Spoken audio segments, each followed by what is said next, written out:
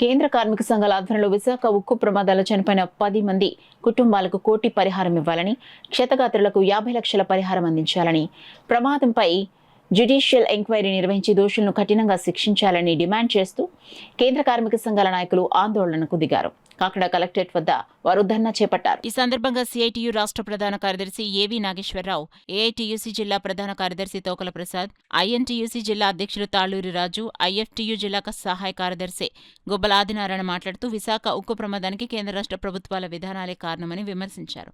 విధానాల రూపకల్పనలో ఏమాత్రం సంబంధం లేని 6 చిరుద్యోగులను సస్పెండ్ చేసి అసలు దోషులను రక్షిస్తున్నారన్నారు. రిటైర్డ్ జడ్జితో న్యాయ విచారణ జరిపి అసలు దోషులను శిక్షించాలని కోరారు. మృతులకు 2 లక్షల పరిహారం ప్రకటించి దేశభక్తియుత కార్మికుల త్యాగాలను కేంద్రంలో మోడీ ప్రభుత్వం అవహేళన చేసిందని, ఇచ్చిన 1100 కోట్ల ప్యాకేజీలో ఒక్క రూపాయి కూడా పరిశ్రమ భద్రతకు ఉపయోగించకుండా అప్పుల పేరుతో తిరిగి తీసుకుందన్నారు. 4 లేబర్ కోడ్ల పేరుతో పరిశ్రమల్లో సేఫ్టీ అధికారుల తనిఖీలను ఆపేయడంతో రాష్ట్ర వ్యాప్తంగా ప్రమాదాలు నిత్యకృత్యంగా మారాయన్నారు. విశాఖ ఉక్కు పరిశ్రమ వేల కోట్ల ఆస్తులను కాజేయాలని, ప్రైవేటీకరణ వ్యామోహంలో కార్మికుల ప్రాణాలతో చెలగాటం ఆడుతున్నారని, ఎట్టి పరిస్థితుల్లో పోరాడి త్యాగాలతో సాధించుకున్న విశాఖ ఉక్కు పరిశ్రమను కాపాడుకుంటామని ప్రతిజ్ఞ చేశారు. వర్షంలో కూడా పిలుపును అందుకుని ధర్నా జయప్రదం చేసిన కార్మిక వర్గానికి ధన్యవాదాలు తెలుపుతూ ఐఎన్టీసీ నాయకులు తాళ్లూరి రాజు వందన సమర్పణ చేశారు. ఈ కార్యక్రమంలో సిఐటియు జిల్లా అధ్యక్ష కార్యదర్శులు దువా శేషుబాబ్జీ, చెక్కల రాజ్ కుమార్, కోశాధికారి మలక రమణ, సహాయ కార్యదర్శి చంద్రముల పద్మ, జిల్లా వర్కింగ్ కమిటీ సభ్యులు Palavela Veerababu, Medisetti Venkataramana, T Raja, Nagapatula Suryanarayana, Rajendra Prasad, medical reps union రాష్ట్ర ప్రధాన కార్యదర్శి చివుకుల వెంకట్రావు, నగర అధ్యక్షులు స్వామి, జీజీహెచ్ శానిటేషన్ సంఘ నాయకులు Vijay Kumar, mess workers union నాయకులు ఏడుకొండలు, సెక్యూరిటీ గార్డ్స్ యూనియన్ సేరు దుర్గా, అంగన్వాడీ వర్కర్స్ యూనియన్ నగర నాయకులు జ్యోతి, ఆశా వర్కర్స్ యూనియన్ నాయకులు భారతీప్రియ, నాగలక్ష్మి, వేణి, పోర్ట్ వర్కర్స్ యూనియన్ నాయకులు పెండం సూర్యారావు, భవన నిర్మాణ కార్మిక సంఘ నాయకులు ఏఐటీయూసీ నాయకులు బొబ్బిలి శ్రీనివాసరావు, మన్నాడ రాజేష్, కెవి రామయ్య, రాజు, జాన్బాబు, ముద్దాడ కృష్ణ, నిమ్మకాలేశ్వరరావు, బంగారు హరికృష్ణ, సింగంపల్లి రమణ, ఐఎన్టీయూసీ నాయకులు D Appal Kumar, D Ashok Kumar, Balu, Shiva, వివివి Ramana, IFTU రాష్ట్ర కోశాధికారి రాగులు రాఘవులు, మేడపాటి గోపాలకృష్ణ, గ్రామ పంచాయతీ వర్కర్స్ యూనియన్ నాయకులు ప్రతి వెంకట్రావు, పెండ్యాల రాము, పోర్ట్ కన్స్ట్రక్షన్ వర్కర్స్ యూనియన్ నాయకులు తదితరులు పాల్గొన్నారు. లోకేష్ గారితో పాటుగా అవాళ డిప్యూటీ సీఎం పవన్ కళ్యాణ్ కూడా వెళ్ళాడు. ఆయన ఏం చెప్తున్నాడు, దీని మీద నాకంత అవగాహన లేదు అంటున్నాడు. ఇది వీళ్ళ యొక్క పరిస్థితి.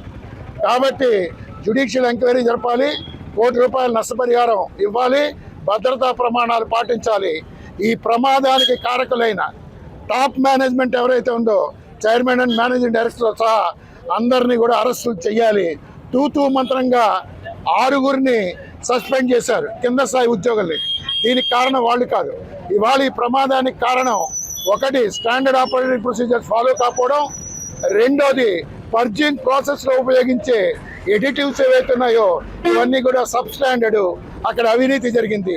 అలాగే ఈ లాడల్ ఏదైతే ఉందో, లాడల్ పైన కనీసం కవర్ కూడా లేదు. ఆ కవర్ ఉండుంటే కనుక 1600 డిగ్రీలు ఉన్న ద్రావకం కింద పడేది కాదు, కార్మికులు మాడి మచ్చ అయ్యేవారు కాదు. కాబట్టి దీనికి కారణం యాజమాన్యం యొక్క అవినీతి. వాళ్ళందరి మీద కూడా శిక్ష చేయాలని చెప్పి కేంద్ర కార్మిక సంఘాలుగా మేము డిమాండ్ చేస్తూ ఉన్నాం.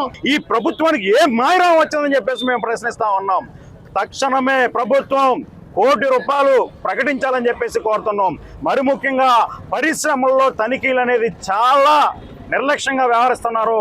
గత ప్రభుత్వంలో అదే జరిగింది, ఈ ప్రభుత్వంలో జరుగుతుంది. అంటే కొత్త సీసాలో పాత సారాన్ని నింపినట్టుగా ఉంది తప్ప పాలల్లో మాత్రం ఎక్కడ మార్పు రాలేదు. ఈ విధంగానే కొనసాగుతుంది. పరిశ్రమలో తనిఖీలు చేయాలి, ప్రమాదాలను నివారించాలి, అన్ని విధాలుగా చర్యలు చేపట్టాలని చెప్పేసి కోరుతా ఉన్నాం. వాళ్ళు విశాఖ స్టీల్ ప్లాంట్ లో మృతి చెందిన కార్మికులకు నష్టపరిహారం చెల్లించాలనే విధంగా కేంద్ర కార్మిక సంఘాల ఆధ్వర్యంలో చేస్తున్నాం. సొంతకారులు కేటాయించాలి, ప్రభుత్వంలోనే కొనసాగించాలి. వాళ్ళకి న్యాయం జరిగే వరకు కేంద్ర కార్మిక సంఘాల ఆధ్వర్యంలో పోరాటాలు నిర్వహిస్తూనే ఉంటాము. మొట్టమొదటిగా విశాఖ స్టీల్ ప్లాంట్ ప్రైవేటీకరంగా కాకుండా ఉండడానికి కేంద్ర కార్మిక సంఘాలే పోరాటం చేస్తున్నాయని చెప్పేసి సందర్భంగా తెలియజేస్తున్నాం. ఎట్టి బస్సులో కూడా ఇప్పుడైనా కూడా న్యాయం జరగకుండా మరి చూస్తున్నారు. దీన్ని భారీ స్థాయిలో ఇది కార్మికుల పట్ల, అలాగే మరి ఎవరైతే మరి ఎంప్లాయీస్ ఉన్నారో వాళ్ళందరూ కూడా ఆందోళన చెందుతున్నారు. దీన్ని దృష్టిలో పెట్టుకుని గవర్నమెంట్ గారు అలాగే యాజమాన్యం వారు కూడా వాళ్ళ మీద కూడా కేసు ఫైల్ చేయాలి. చాలా దారుణం ఇది. సేఫ్టీ వర్కర్స్ లేకుండా ఇవాళ దారుణంగా ఇవాళ కార్మికులు చనిపోయారు.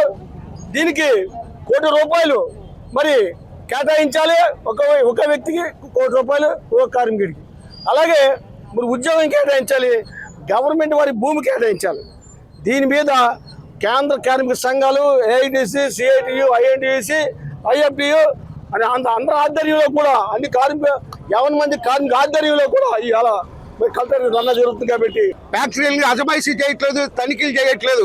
ఈ కాకినాడ ప్రాంతంలోనే అలాగే వైజాగ్ ప్రాంతంలో ఎట్రోడక్స్ కానీ దక్కన్ కంపెనీలు కానీ వాళ్ళు వ్యర్థాన్ని సముద్రంలో కుదిరేస్తున్నారు. వేల మత్స్య సంపద కోల్పోతున్నారు, చనిపోతున్నారు. రీసెంట్ గానే చేపలు, తాబేళ్లు పెద్ద ఎత్తున చనిపోయి ఇటువంటి ఫ్యాక్టరీల మీద చర్యలు తీసుకోకపోవడం వల్లే అందులో వస్తున్న ప్రమాదం కార్మికులు చనిపోతున్నారు. ఎట్రోడక్స్ ఎంతో మంది మహిళా కార్మికులు పనిచేస్తున్నారు.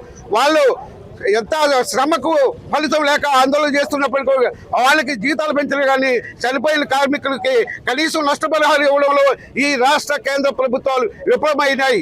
ఇదే పద్ధతిలో కొనసాగితే భవిష్యత్తులో కేంద్ర కార్మిక సంఘాలు పెద్ద ఎత్తున ఉద్యమం చేపడతాం. వైజాగ్ స్టీల్ ప్లాంట్లో సజీవ దహనమైనటువంటి 10 మంది కార్మికులు వెంటనే కోటి రూపాయల నష్టపరిహారం, ప్రమాదంలో గాయపడిన వారికి 50 లక్షల రూపాయలు ఇవ్వాలని డిమాండ్ చేస్తామన్నారు.